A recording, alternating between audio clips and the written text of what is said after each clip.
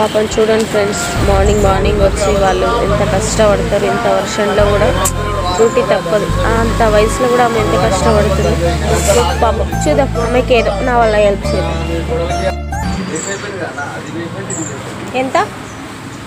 ఒక చాయ్ బిస్కెట్లు 20 అమ్మా.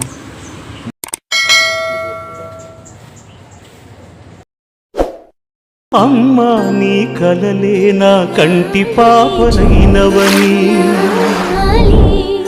నీ ప్రాణం పడేంటి నాకు పురుడు పోషావని.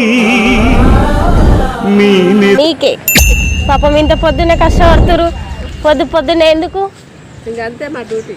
సరే బాయ్ చెప్పవాలా. వీలైతే తల్లిదండ్రులను ప్రేమించండి బ్రో. వాళ్ళే లేకుంటే ఈ రోజు ఈ భూమి మీద మనం ఉండేవాళ్ళమా? దయచేసి ఒక్కసారి ఆలోచించండి బ్రో.